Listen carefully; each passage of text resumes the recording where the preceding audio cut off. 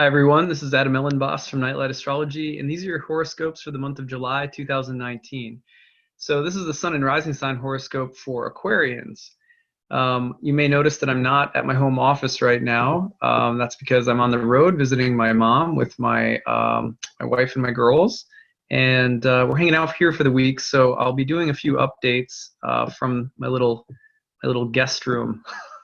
And in the meantime, I'm excited to take a look at these eclipses for each of the 12 signs this month. Eclipse season especially is a really good time to check in with your horoscope. So let's see what's going on for you, Aquarians. The solar eclipse that happens on July 2nd, right away as the month starts, lands in your sixth house. Now, traditionally, the sixth house was called bad fortune, and it was a house that was related to strife, fun. It was actually related to a long list of topics that were kind of a bummer. Slavery, work without end, toil, injuries, accidents, war, enemies, labor in the fields on a hot day. Kind of that's the vibe of the sixth house. But it also has a lot to do with suffering and the courage that's necessary to fight, advocate, protect, or even serve or give oneself or volunteer in some way in order to help alleviate suffering in the world. So that's a sixth house.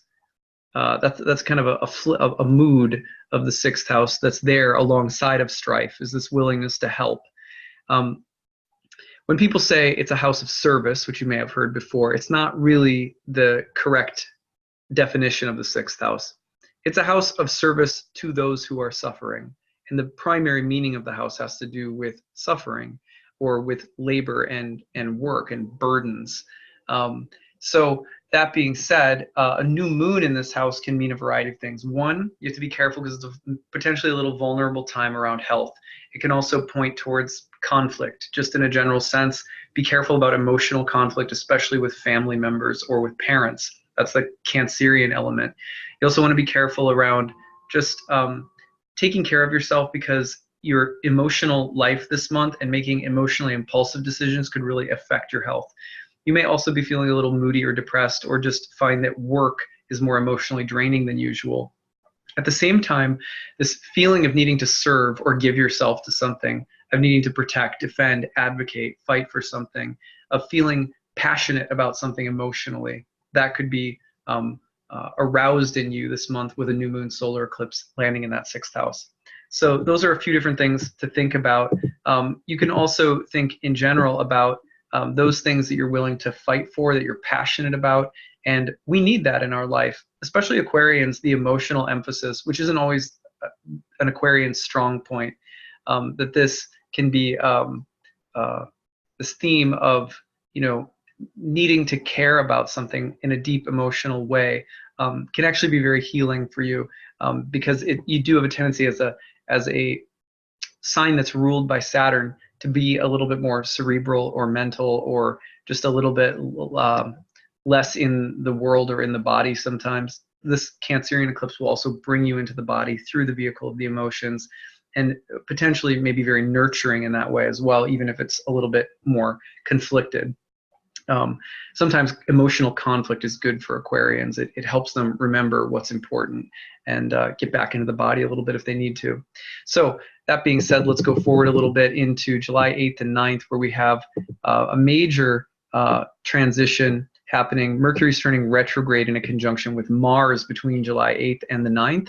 That's happening in your seventh house, which is the place of relationships. You got to be really careful about communication dynamics in your relationship, the potential for bullying, domineering energies, or power struggles. That's there because you have the more incisive, cutting, potentially sort of divisive energies at work, and they're potentially very sort of mental, intellectual, or communicative as well. Potential for contentious debates about values, ideas, politics, religion. Just be very careful of that in your relationships this month in general. Be careful also about wounded egos and of just again that feeling of like, I've been slighted or I've been offended, and so I'm going to act out.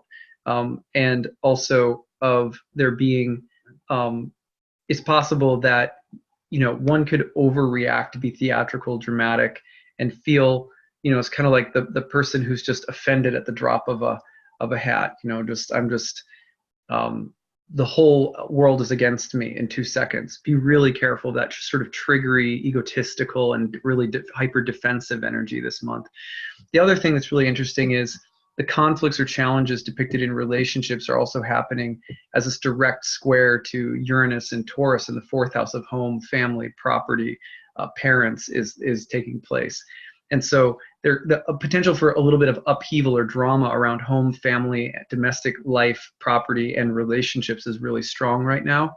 Potential for things like, even violence or sort of verbal or mental combativeness that really hurts. So you want to be careful of that for sure. Now, on the other hand, the potential to break out of a lease or to change your living situation or to, agreements and deals that you may have to drive a hard bargain on, or that you may even be cutting out of something. Mars, Mercury sometimes cuts an agreement. So those are things to consider as well. Now, when we move forward between the 10th and the 21st, major themes happening across the 12th and 6th house axis. You've got the Sun and Venus opposing Saturn and Pluto. That's happening from the 10th through the 21st. Just a wave of very intense energy coming through. Right during the middle of it, on July 16th, a lunar eclipse in your 12th house in Capricorn. Now, the 12th house, like the 6th house, was traditionally a very difficult house. It was called Metacosmios. It meant in between worlds. It was also called bad spirit. It has to do with liminal spaces that we get in where we really lose our center. We make bad choices. We revert to old patterns. We get a little self-destructive, or we find ourselves suddenly in exile, suddenly on the outside looking in, wandering, not knowing where our place is, or forgetting or losing our way somehow. You want to be really careful about that this month. It's potentially a very trying month emotionally for Aquarians. The potential for there to be heavier, more consequential, fated events that relate to some of your own self-destructive tendencies or some of your own demons that could really sabotage or create conflict, especially around the home or family or more emotional bonds that you have in your life, is there. So you should be extra mindful of that. Noting along the way that people may also demand more of you emotionally than you have to give. And you want to be careful not to overtax or overextend yourself. Both of these houses sometimes present risks to health, whether that's self-sabotaging things like drinking too much or binging on some kind of unhealthy pattern, watching too much TV or not going to bed on time or whatever, just kind of beating yourself up. That can be there right now, as could overextending yourself, overpromising, overgiving, becoming a martyr. So you want to be careful of all of that as well. The other thing to watch for would be, especially again with the lunar eclipse in the 12th house, losing things, the feeling of loss. That can be very strong during this time. So you want to be careful about the feeling of giving up or wanting to escape or getting lost off track, making some bad decisions because you feel confused or something like that. This will pass. It's maybe a bit of a rough time with these eclipses landing in your 6th and 12th houses, but the interlude that's here right now is really, you could think of it as something that's designed to help you go into some of your unconscious patterning and take a look and see practically what can I do to change. Sometimes we really have to wander through a little period of exile, a period of a little valley filled with shadows. And we have to do that to regain our emotional center and our sense of what really matters, what's really important. And it's humbling sometimes. And the feeling of the force of fate or necessity is really strong around this. You're maybe laboring with something in a transitional state in your life right now, and that's okay. You'll figure it out. You'll move through it. So hang in there. Now that's the 10th through the 21st, big intense transits. And again, I think you're looking at the 16th, mark that eclipse, that lunar eclipse in particular. Now, going on from there, the last major transit of the month that I'm tracking is happening on July 31st. There we go.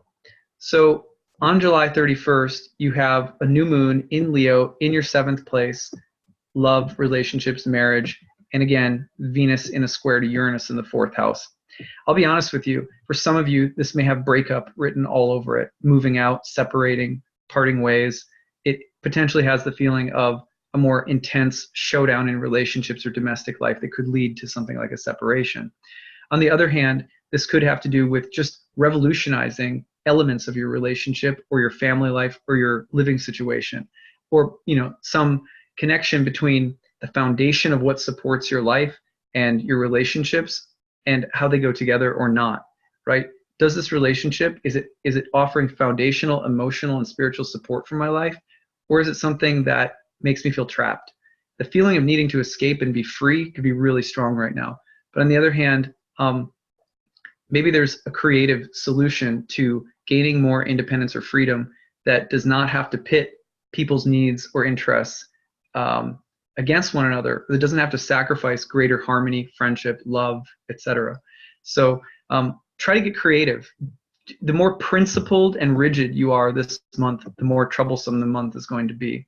The more flexible, creative, patient, and emotionally open that you are, the easier this month will go, because there's more of that kind of Saturnine, constrictive, and Mars energy really present this month in fixed signs in the 12th house.